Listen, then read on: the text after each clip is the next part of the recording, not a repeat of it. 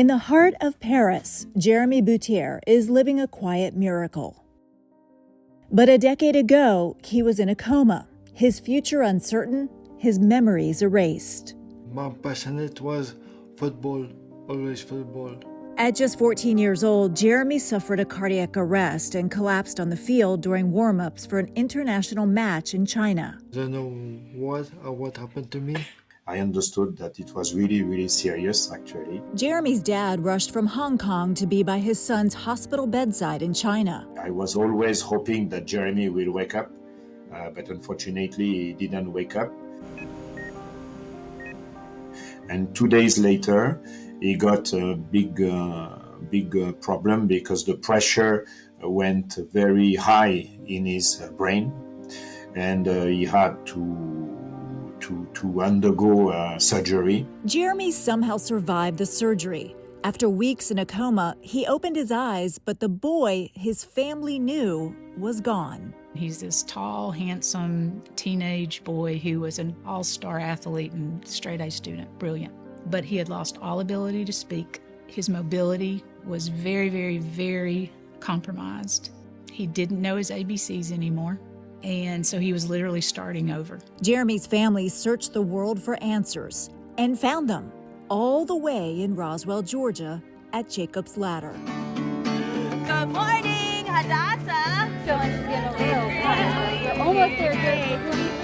Swing it. Oh my goodness. But Jacob's Ladder did not begin as a global model.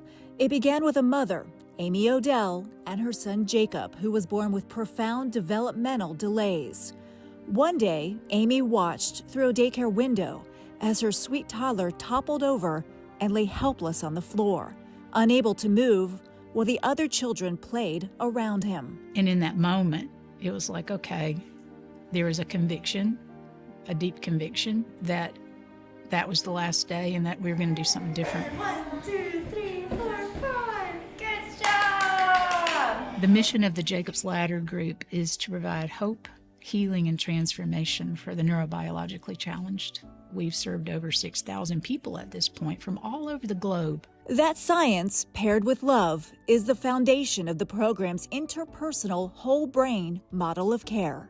There's about 1,400 metrics on the assess the neurodevelopmental component side. There's an in-depth family interview. There's a brain mapping technology where we can see connectivity patterns within the brain, and then watch transformation happen when deep scientific intervention that's quite innovative is paired with a soul that wants to deeply understand and then walk alongside someone who needs that help and their family. And to be able to walk into a room with that same conviction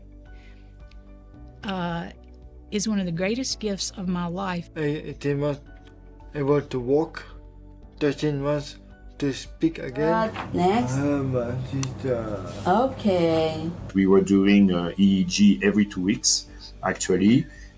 So we were sending the EEG, they were analyzing, they were seeing which part of the brain was improving and which part was not improving, and concentrate the exercise on the parts which had difficulties. I rode a bike in France. Today, Jeremy and his wife are newlyweds, living in Paris, building a new chapter of life that once seemed impossible. I also live in Paris now. I'm working too in a hotel near Louis Vuitton. It's both because of the hard work of this young man, just not giving up. His will and his spirit was one that was going to push through. And his family, not enough words on the planet to describe who these people are as human beings and how dedicated they've been to him on the good days and the bad days. What I learned from Jacob's Ladder, okay, every day at work, at home. Now we're positioned because of the Jacob's Ladder group and the entities within the Jacob's Ladder group, which is Ahava, a software platform that we built from the ground up that houses all the methodology. Ascend is a training institute, so that we have all these ready-made courses that are nationally accredited We have the Jacobs Ladder School, we have the Network School, and then we have Pillar, the Research Institute. And we're publishing papers, no barriers to people who need care.